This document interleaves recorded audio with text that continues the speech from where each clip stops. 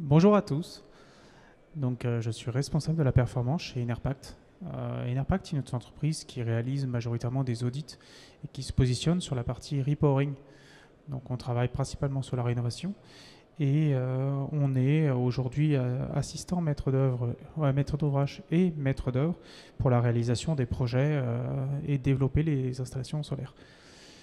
L'objet de cette présentation, comme ça a été indiqué, c'est que je vais vous informer en fait sur les principaux risques que vous pouvez rencontrer sur l'ensemble du cycle de vie d'un générateur solaire, en parlant du développement jusqu'à l'exploitation. Une brève information sur le marché du photovoltaïque. Le marché du photovoltaïque en France, il est existant depuis à peu près les premières installations sous vente, elles sont à peu près depuis 2006. Donc on a quasi vingtaine d'années de retour sur expérience sur les installations et sur leur position et sur leur état. Et on a vu ce marché se diversifier assez fortement.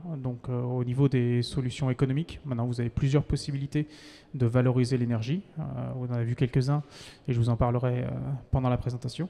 Et vous avez plusieurs possibilités d'intégrer ces installations photovoltaïques. Donc pour les principales, les plus connues, on va parler de générateurs au sol ou de toiture ou de carport, enfin pour les plus communes.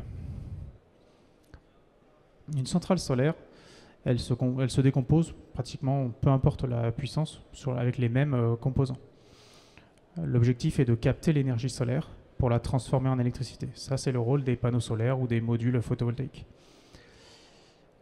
Ces éléments sont fragiles, il faut donc les protéger de façon électrique. On va donc rajouter des composants qui vont venir ajouter de la sécurité et, en cas de panne ou de défaillance, sauter à la place des équipements, des panneaux solaires. Un élément aussi névralgique du système, ça va être l'onduleur, qui va venir convertir l'énergie des panneaux photovoltaïques pour les adapter au réseau français en alternative. Pareil, un équipement assez fragile, il faut donc le protéger pareil et lui adapter des éléments qui vont venir du coup s'endommager à sa place et éviter d'ajouter des pannes sur l'onduleur. Cette électricité, une fois qu'elle a été transformée, elle va être injectée. On va la comptabiliser et, dans la plupart des cas, l'injecter sur le réseau. Vous avez aussi une possibilité de la réinjecter dans votre infrastructure locale. On parle d'autoconsommation. Et dans ces cas-là, on va venir comptabiliser l'énergie qui sort et l'énergie qui rentre. Voilà pour un système global, un générateur solaire. Je vous parlais de différentes possibilités de valorisation de la production. Aujourd'hui, les plus communes, on va parler de l'historique, c'est-à-dire la vente totale sur le réseau. Vous contractualisez avec un partenaire d'EDF qui s'appelle EDF-OA et il va vous garantir un tarif d'achat sur la durée, en général 20 ans. Et ce tarif est fixe et indexé sur chaque année. Vous avez la possibilité de le décliner maintenant en autoconsommation. Et donc dans ces cas-là, vous allez réinjecter tout ou partie de votre production directement dans votre système électrique. La valorisation va se faire sur la réduction de votre facture énergétique. Vous avez encore deux autres types de valorisation qui sont le PPA pour vente de gré à gré. En fait, vous êtes un générateur, vous êtes une installation de production et vous allez trouver des consommateurs. Et ces consommateurs-là, vous allez contractualiser avec eux la vente de l'énergie à des tarifs négociés. Dernier élément, vous pouvez vous faire aider d'un agrégateur qui va valoriser votre énergie sur le marché, sur la bourse de l'énergie, et donc toutes les 2 heures, faire en sorte de valoriser au mieux votre production d'électricité. Le cadre politique incite fortement au développement du solaire. On le voit depuis 2019. La loi énergie-climat commence à indiquer des quotas de solarisation ou de végétalisation des bâtiments. On a par ailleurs ce qu'on appelle le décret tertiaire qui, lui, va imposer aux infrastructures une vision à 2030, 2040, 2050 d'une réduction de consommation. En 2030, une grande partie des infrastructures tertiaires de plus de 1000 m² devront au moins avoir réduit de 40% leur consommation énergétique. Dans ce décompte de la réduction, vous pouvez engager une autoconsommation qui va venir réduire votre consommation d'électricité. La loi climat et résilience va imposer maintenant des quotas de construction, de production, et va l'intégrer dans la politique française.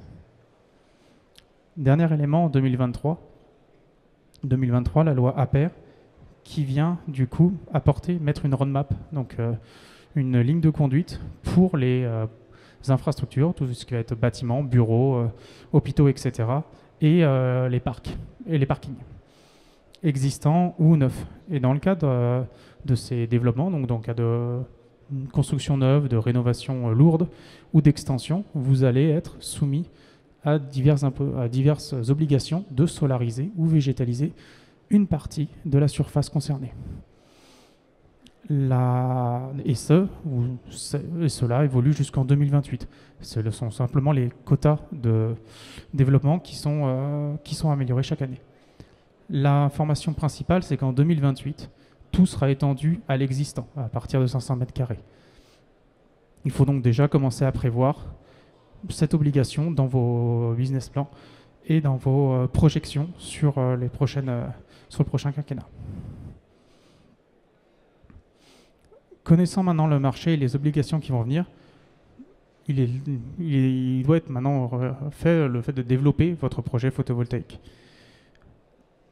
Il faudra bien vous faire assister dans ces éléments-là, puisque vous avez beaucoup de parties prenantes externes qui vont venir mettre des exigences dans vos projets et qu'il faudra prendre en compte pour éviter tout simplement risque de perte de contrat ou ces risques qui se pourraient préparer en compte dans le cas d'un sinistre.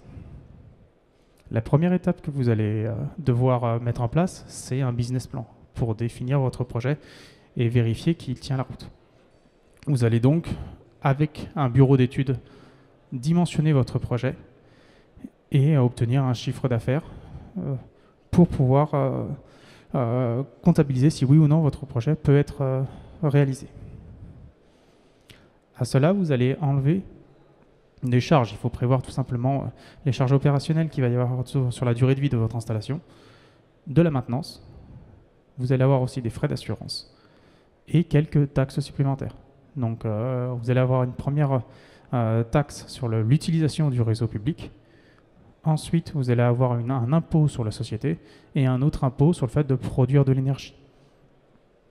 Petit élément bien particulier, c'est que si vous êtes en autoconsommation totale, c'est-à-dire que toute la production que vous injectez dans votre bâtiment, vous serez exempté de taxes sur le réseau public et de production d'énergie.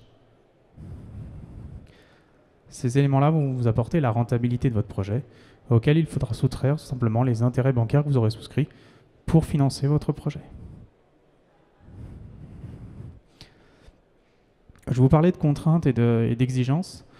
Les premiers éléments que vous allez devoir voir et prendre en compte, c'est la partie administrative. Vous allez commencer par valider avec l'urbanisme que votre projet peut s'intégrer dans la localité. Et donc l'urbanisme va émettre des exigences et vérifier que vous respectez bien, par exemple, le type de couverture, le RAL de votre bac acier ou les expositions qui peuvent être couvertes ou pas. Dans certains cas, votre localité peut être considérée comme protégée et classée pour l'environnement. On appelle ça de l'ICPE. Dans ces cas-là, en fait, il va y avoir une nouvelle couche en fait, de contraintes qui vont venir s'ajouter, et là, beaucoup plus spécifique sur la partie protection des biens et des personnes et sur la sécurité des incendies. Dernier élément, donc l'assurance de votre bâtiment. Le bâtiment que vous utilisez, qui sera très certainement donc, soumis à certaines obligations et certaines contraintes de sécurité, votre assureur, lui, peut exiger certains placements, ou peut même vous aller jusqu'à vous dire que certains endroits, vous ne pourrez pas mettre de solaire pour des questions de gestion de risque. Donc tout ça, il faudra le respecter. Vérifier avec votre bureau d'études qui vous accompagne que toutes les exigences dont on parle sont bien respectées, car une fois que le générateur est installé, à chaque moment, en fait, vous pouvez avoir des contrôles, et en cas de sinistre, vous voyez ne pas tout simplement être indemnisé pour rénover votre générateur. À côté de ça, vous avez des contraintes techniques. En France, comme je vous expliquais, le marché photovoltaïque a une vingtaine d'années maintenant, il est assez structuré sur la mise en place et la réalisation des générateurs solaires. La principale contrainte vient de la couverture, enfin de la toiture. Vous avez un ensemble de composants qui comprend du coup la couverture, le système d'intégration et les panneaux photovoltaïques. Ceci est considéré comme un seul et même ensemble et il doit être soumis à un avis technique ou à un ETN. Et ça, c'est obligatoire pour garantir en fait le bon état et la conformité de l'installation. Ce sont des normes françaises et les assureurs veillent à ce que ces normes soient appliquées pour la construction de votre générateur. Autre élément, plus pour la partie sécurité des biens et des personnes, votre local technique. Le local technique, il devra être non accessible à toute personne qui n'est pas habilitée à intervenir sur les composants et il devra tout simplement prévoir certains éléments de bon sens. Tous ces composants-là génèrent de la chaleur et cet effet Joule, il faut le dissiper tout simplement.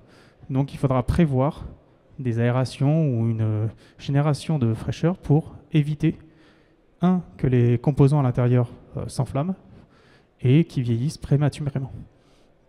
Tout ça, c'est imaginé lors de la phase de développement, avec votre bureau d'études qui va prendre en compte toutes ces informations-là et vous dimensionner ce qu'il faut pour pouvoir l'intégrer.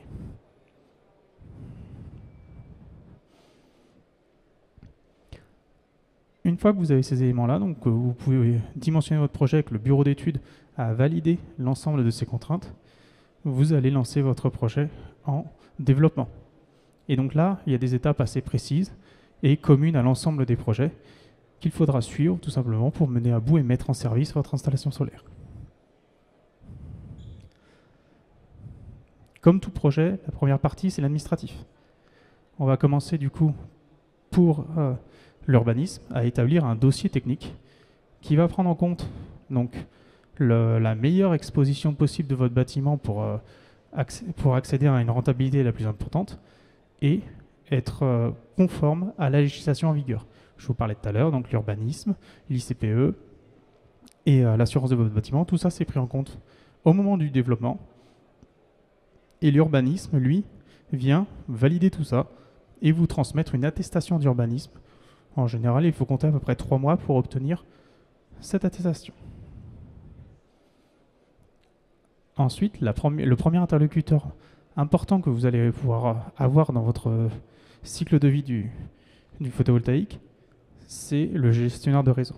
Le gestionnaire de réseau, majoritairement Enedis, mais il est possible d'avoir des régies locales, est en charge de garantir en fait la distribution d'électricité en France.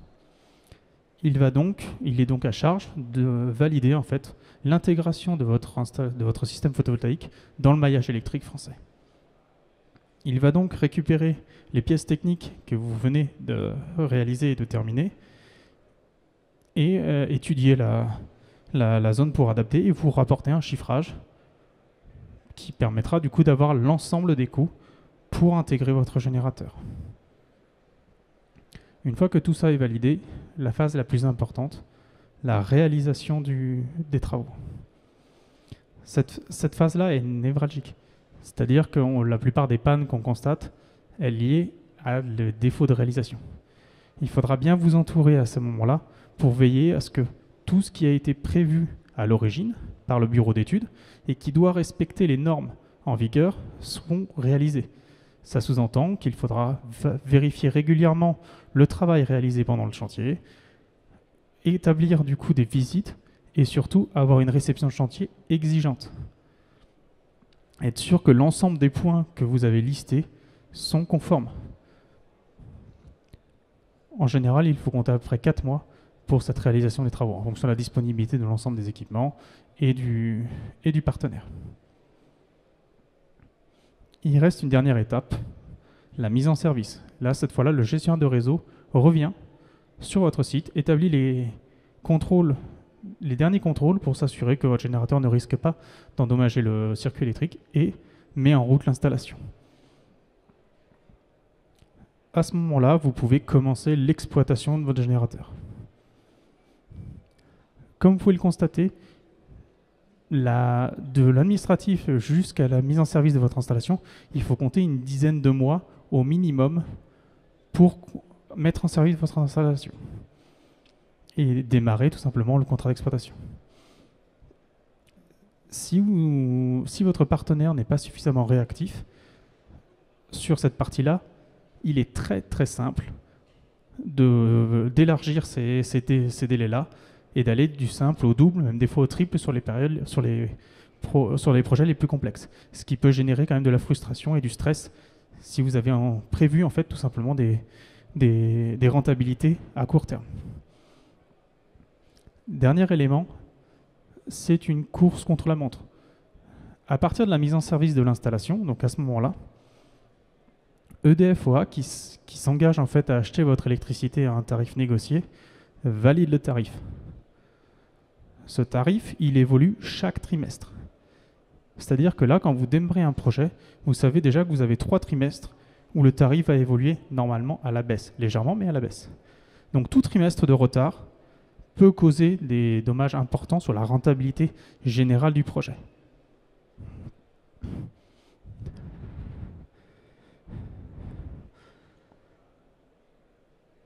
Une fois que vous avez passé ces étapes-là, donc vous avez votre générateur, il produit, il est dans son cycle de vie. Il va y avoir des choses qui peuvent se passer pendant ce cycle de vie. Après encore, il y a encore de la réglementation et des risques encourus sur les contrats.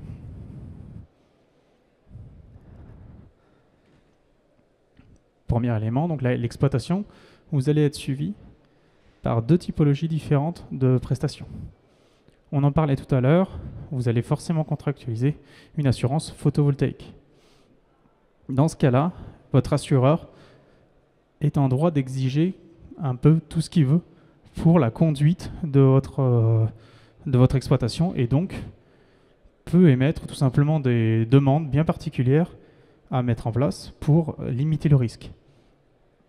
Quelques-unes assez régulières, donc c'est l'application de contrôle spécifique Q18, Q19, ou alors un contrat de maintenance avec des prestations définies, ou alors tout simplement qui peuvent rejoindre aussi l'assurance du bâtiment, un stockage de marchandises qui est limité. Tout manquement à ces exigences en cas de sinistre peut causer tout simplement des réductions, voire des annulations d'indemnisation. La prestation de maintenance, donc il est nécessaire d'avoir un mainteneur pour assurer la durabilité et l'entretien du générateur. Il va être en général là pour valider que vos équipements tournent bien. Il est aussi garant du bon entretien de votre installation et évite d'accélérer le vieillissement des appareils. Il peut préconiser des actions spécifiques en cas de doute, typiquement des thermographies ou des nettoyages bien nécessaires.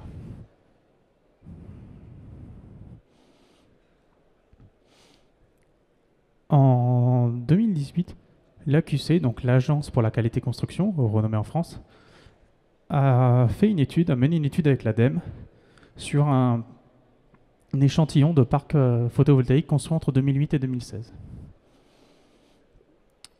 L'AQC a déterminé en fait un référentiel de problématiques qui pouvait convenir à des pertes de production, à des risques pour les biens et les personnes ou à des défaillances réglementaires. Et il a catégorisé ces éléments-là et il s'est aperçu que sur l'échantillon concerné, 98% des centrales solaires avaient au moins une défaillance reconnue sur ce référentiel. Pour en apporter quelques-uns, donc on voit bien que par exemple sur les modules, 62% de ces installations avaient des modules avec des points chauds.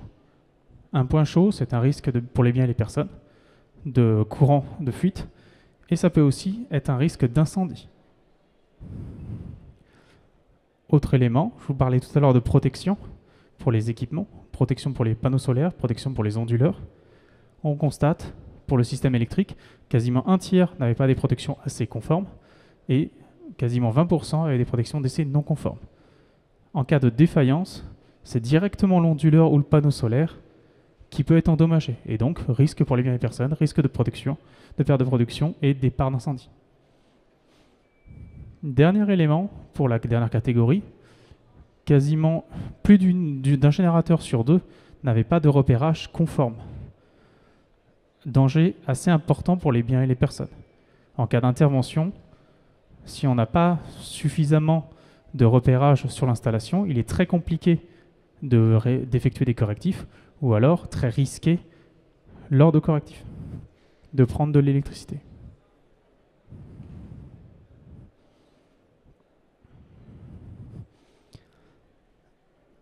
Je vous parlais tout à l'heure d'Enedis et de DFOA.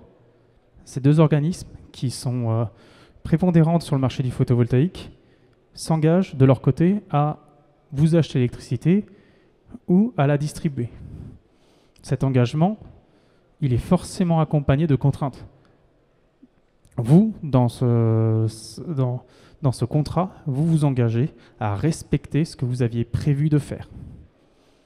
Une installation solaire, vous aviez prévu d'installer 100 kW de panneaux solaires sur votre toiture. Il est nécessaire d'avoir ces 100 kW sur votre toiture. Vous aviez prévu un bac acier. Il est nécessaire d'avoir ce bac acier sur la toiture. Les onduleurs, donc toute la partie soutirage, la partie injection de votre générateur, est catégorisée et délimitée.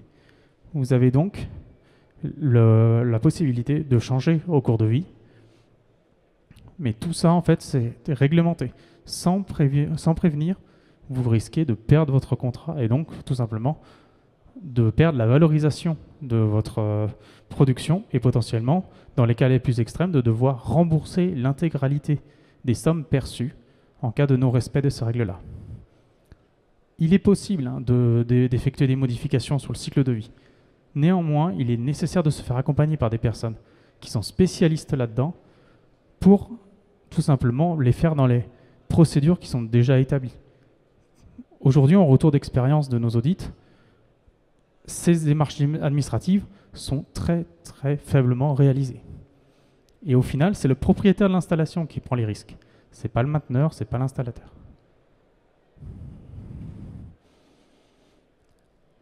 À côté de ça, vous avez donc du coup différentes garanties légales qui suivent votre projet. Vous commencez naturellement par la garantie de parfait achèvement. Elle couvre pendant 1 an toute défaillance qui pourrait survenir sur votre installation. Pendant 2 ans, vous avez une garantie biennale qui couvre les composants, disjoncteurs, protection, etc. Les onduleurs, eux, ont une garantie de 5 ans et vous pouvez facilement les étendre jusqu'à 10, 15, 20 ans. Une garantie décennale sur le bâtiment, la couverture, et 20 ans sur les modules en cas de perte de rendement. Toutes ces garanties-là, en fonction des défaillances que vous rencontrez sur la durée de vie et le cycle de vie de votre générateur, ils peuvent être appelés. Ça nécessite par contre du coup de monter un dossier, d'expliquer pourquoi est-ce que c'est de l'ordre de cette garantie-là et donc de vous faire accompagner pour récupérer des indemnisations qui font partie de ces garanties.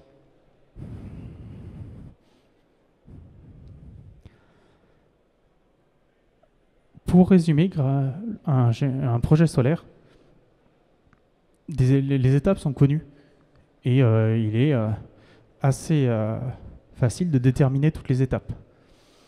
Néanmoins, comme vous l'avez pu constater, il y a beaucoup de parties prenantes sur le développement du projet, dans tous les moments, que ce soit de la conception jusqu'à l'exploitation.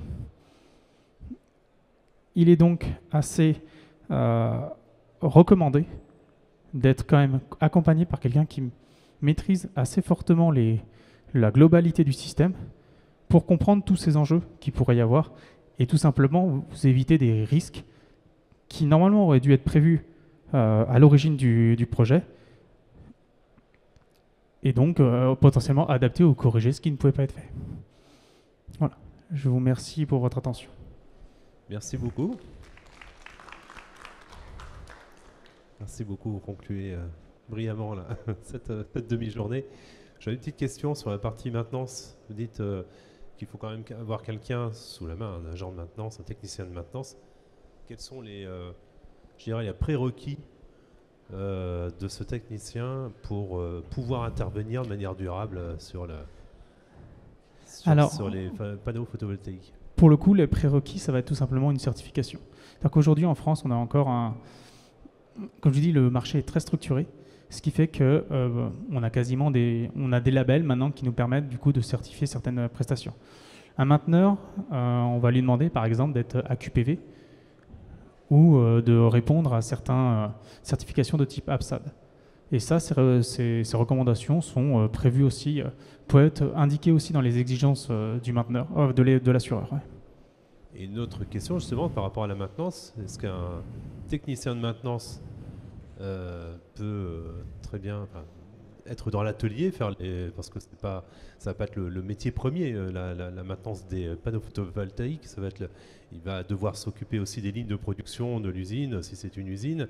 Est-ce que le temps, alors ça va dépendre de la taille du parc évidemment, mais est-ce que le temps de surveillance ou d'intervention nécessite finalement quelqu'un quasiment à temps plein, ou alors il existe quand même des outils, plus d'alerte, et lui il va juste intervenir de manière ponctuelle? Alors sur la partie maintenance, ça va être un jeu multiple, c'est-à-dire qu'on va avoir une partie effectivement de contrôle externe. En général, on équipe le site de supervision, monitoring, ce qui permet d'envoyer des informations à distance à un centre de contrôle qui va développer les problèmes et les identifier. Ensuite, donc ça c'est pour la partie corrective, dès qu'il y a une défaillance, on envoie un technicien de maintenance spécialisé qui n'est pas en fait qui ne fait pas partie de la société de projet. C'est une prestation qui est faite par la société de projet, et dans ces cas-là, soit elle effectue du correctif, et la plupart du temps, elle effectue aussi une maintenance régulière. Chaque année, ils viennent sur le site pour effectuer différentes tests. D'accord, c'est un prestataire externe. Voilà. Exactement. Voilà, c'est ça. Oui, c'est ça, l'objet de ma première question, c'est surtout en interne, est-ce qu'on peut avoir est-ce que c'est pertinent d'avoir finalement un technicien de maintenance? Du tout, ça nécessite pas. Un générateur solaire, ça nécessite pas du tout une présence régulière sur le bâtiment. On va s'y intéresser sur des projets de très grosse envergure. Donc des centrales au sol ou des centrales flottantes qui commencent à avoir plusieurs mégas. Dans ces cas-là, ça justifie une présence sur place. Très bien, merci beaucoup.